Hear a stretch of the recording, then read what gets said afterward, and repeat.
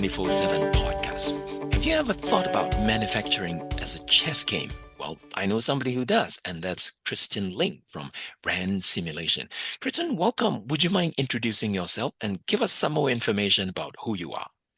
Absolutely. Pleasure to be here, Ken. So I'm Christian Link, one of the CFD application engineers at RAND Simulation. I've been using ANSYS products predominantly in the commercial vehicle space for 8.5 years. Did some time as an application engineer, design engineer, project management, but spent 4 of those years using ANSYS tool sets for a variety of simulation applications, external aerodynamics, thermal management, things of that nature, then moved to a tool manufacturing company for about a year and a half, focusing more on the implementation side of ANSYS Mechanical. So kind of integrating with more of a product development focus, digital engineering at the forefront. And I've been here at RAND for almost 4 years now, working with a variety of customers. For you to come up with this analogy, I'm guessing you must also be a chess player. I am, yes. No, I grew up, I loved playing with my dad and my uncle, and more recently I started messing around in Duolingo a little bit, first for Polish, and then I was like, well, I miss playing chess. It was really fun. So I kind of shifted gears a little bit and timing happened to line up. So let me ask you this then. In which way is manufacturing like a chess game or a chessboard? Well, I think for that, the fact that it changes all the time, right? Like the pieces are the same, right? We have the usual personas where we have our design engineers, simulation engineers, project managers, typical engineering functions of that nature. And then the problems likewise are the same, right? There's delayed launches, warranty, change of direction of a company, right? So those pieces are always consistent, regardless of the product we make. But really, how we execute that project, right, where winning the game is launching the product right on time with quality, but how we get there changes every single time. Right. And so even when I'm playing chess to kind of learn, I'll open up differently each time to kind of see how does that change my strategy? Can I do something better, more efficiently? And likewise in engineering, it's the same way, right? We have a standard framework and process where we always have a DFMEA, or kind of these are the typical milestones we have to launch a product, but how we execute them changes each time. So you're thinking of each the finite number of industrial machines that are available at your disposal as chess pieces, like knights and bishops and castles and things like that. And those are the things that you play with, right? Correct. Yeah. And then just the different types of engineering resources we have in terms of specialties, right? As well. Simulation engineers can do one thing really well, or excel at, right? Where they do simulation. So maybe you compare that to, in your example, whether it's like a knight, that they move in this certain direction and achieve certain objectives that help propel us towards our goal. Likewise, a rook can move differently. So maybe that's a program manager, right? Where they can make really big, impactful decisions, but they're more strategic in how they're deployed. Going with that analogy, if that's the case, what are the manufacturing equivalent of getting into a threatening situation? You are getting checkmate, or where you might actually suddenly decide to do sling to swap out thing. What are those equivalents?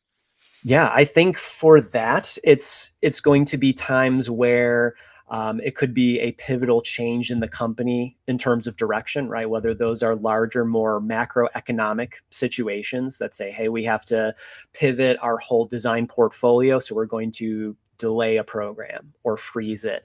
It could be a case of trying to launch a product out the door as fast as we can, right? Maybe it's a very tight budget scenario where company performance hinges on launching this product. And then afterwards, maybe there's high warranty issues, or more commonly and more direct for design engineers, it's a lot of retests, right? You go in with a design you think is going to perform really well. You go to physical testing and all of a sudden, it doesn't perform up to par, right? And so then that means going back and redesigning that whole loop and going through it again. A lot of the time, if you're playing chess, I suppose you might think of the pawns as the expendable, easy to sacrifice pieces.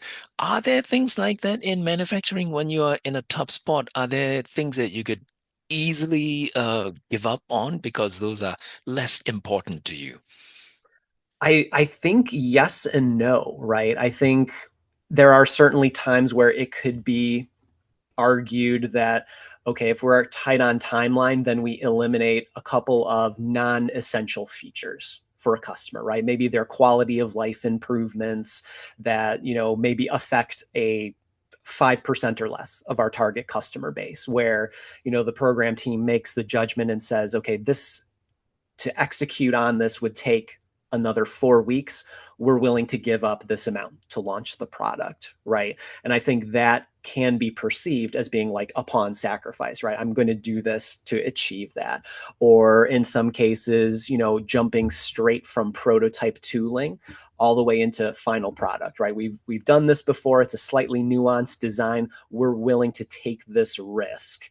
And before making a prototype part, we're going to cut final tools and we're going to launch this, right? So again, that can be perceived as, a low risk. But the converse to that is you get these cases where it may not pan out each time when you do that, right? Where it ends up being a really core function that you decide to give up for your customer base or something new and novel that they really wanted. I'm a big car enthusiast, so dropping stick shift in some performance cars, I mean, that caused massive uproar, right? You have data that says the US as a whole does not drive a lot of stick shift cars, but you get, a couple of, people like me or my friends or peers who are true blooded, stick shift only people are like, it's pandemonium when you do something like that, right? So a lot of variety. There is the movement. I've seen where we are encouraging design engineers to use more and more simulation tools. Tools that used to be the kind of thing that you have to have a PhD in order to use. Uh, so in some sense, it's arguable that this is sort of like asking a pawn to do the job of a knight or a bishop. What are your thoughts on that? Mm-hmm. I would say that's exactly right, right? And I think before I put some color on that answer, I want to break out the simulation tool set, right? Where we're describing we've got two primary buckets where you have more of these flagship tools like an ANSYS Fluent or an ANSYS Mechanical, where these are being used for the validation pre-launch work, right? We're trying to hit target certification, make sure the product is performing within 5% or less of delta of our target, right? And then you have a lot of more like concept, what we kind of call internally shifting left type of tool sets like ANSYS Discovery, where it's more on the concepting side, where you still have a lot of simulation capability, but you're doing it at a lot of a lower risk segment of your product development process, right? So early on, where concept sheet is done and you're doing a lot of CAD work, where you can iterate through this, right? And I think when we're talking about that specific part of the product development process, absolutely, I want design engineers to be using tools like ANSYS Discovery because, the really great chess players will say, I want to use a pawn to take down a bishop or a queen. I mean, that's when I'm playing my game. I'm like, I want to see if I can use this, really quote, quote, low value piece to take out a queen or a rook or what have you, because then that means I don't have to sacrifice a larger piece that maybe isn't doing something it's designed to do or do it more efficiently, right? So I've seen cases where a lot of design engineers and even some CAD designers will use ANSYS Discovery and they'll be like, wow, I can crank through, 6 different design iterations in under an hour. I don't have a huge learning curve to do or learn this software. And that's really where you start seeing the benefit of organizations where they really see it not as an either or scenario of a flagship tool versus a concept simulation tool, but really putting both in their respective places on the figurative chessboard. Seen some famous experiments where chess champions take on AI chess players, chess playing programs to see how it would turn out. And in many cases, AI actually does far better than the human, probably because of the computing capacity and the memory capacity. Where does AI fit into your manufacturing as a chessboard analogy? I think that's a really great question, especially with a lot of buzz and discussion in the world now with AI. I like to think of it as you're almost overlaying this intelligence on top of your chess game, right? Where, on say Duolingo in our example of chess, right? Where a typical match with the AI competitor is timed. So if you overlay generative AI on top of, say design engineering or what have you, you're able to then predict what are the next 5 moves that you could make determined and based on what your opponent is, right? So it's no longer you're fighting against the clock to execute. You already have your next 5 moves already planned, right? So what does that look like from a design engineer's perspective, right? That can be automation for whether it be simulation or activities, right? Where there's a lot of scripting capability now to automate, more of the time consuming work, whether it's simulation setup, report writing. So you're able to output results a lot quicker. So those are kind of those nominal gains, but then the really big stuff that I'm starting to see, especially in like generative AI now, is getting into more design optimization. Where as we see AI start to percolate down into other tool sets in the simulation space or design space, right? Where an engineer is now able to clearly point to this is the best design, and I wasn't even able to think about it, right? Where AI said, this is your design, but really it's not just blindly using AI for the sake of using it, right? I was listening to a podcast. It was Diary of a CEO with Mo Godot recently. I think it just got posted, where he used to work at Google X. And I'm going to quote him because I thought it was very poignant, where he said, with AI, you're essentially adding a certain number of IQ on top of your own. But in this case, it's not a straight addition, right? It's compounding and scaling on top of that, because you're using artificial intelligence as well as your own. So you can kind of interpret the data you're collecting from there and then use that as a leaping off point for better designs or better ways to engineer. I'm a terrible chess player. I know this because when I play chess, um, I don't have a big picture strategy. And when my pieces go into enemy territory, they usually don't have any pieces watching their back. If going with your idea, what are some of the big picture strategies that people should pay attention to when they are looking at manufacturing? Mm, that's a good question. I think you have to, I'm a big advocate of looking at engineering a product strategically. I think that was a personal brand decision that I made for myself of it's not just about task execution of, okay, I have to design this product to a certain number of criteria based on my DFMEA and launch it, right? It was understanding where does this product fit in the marketplace? What is customer perception around that? And what are those core goals that I'm trying to target for them, right? Not just for me to punt the project down the road, right? And I think that's where you see a lot of success, where if you have a program management team that sits down with engineering that says, this is not just the goal for the project at hand or program, but this is our 5-year plan, right? And so if you give an engineer that kind of visibility, they'll be able to articulate an even more robust solution, right? Because if we keep the curtain pulled back and an engineer is just looking at the project in front of them, they'll design to that, right? And if there's an improvement that needs to be made, okay, well, we'll have another, continuous improvement activity next year.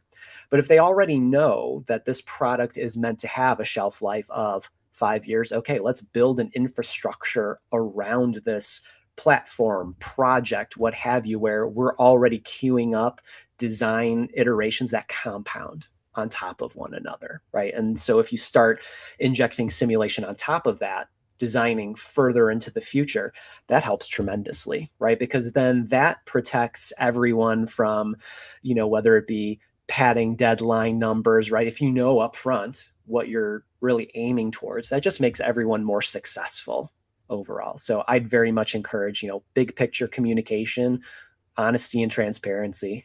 That's the way to win. All right, Kristen, I've asked you all the questions that I have about manufacturing, but how about any tips? Any tips or a good opening move for strategy Oh, for any chess enthusiasts who might be listening into our podcast? oh, sure. I think for specifically for engineering, I would say a great opening move is budgeting extra concept time, right? Like Mhm. really have that front end time because it's a time where risk is really low compared to everything, and you have this really golden opportunity to design, iterate, ideate with your design, and that the compounding effect is so tremendous upfront that it just pays dividends down the road. I think from a chess perspective, right? I say experiment, right? Open up with something that you think is maybe a bad idea and work with it, right? That makes you a better player of not sticking into the same rut that you're used to. You might surprise your opponent and throw him or her off balance, right? Exactly. Yeah. Why are they opening with a pawn that's like right in front of a rook? That doesn't seem like a good idea. Well, you never know. Kristen, a pleasure to chat with you. Thank you very much. Likewise, Ken, thank you for the time.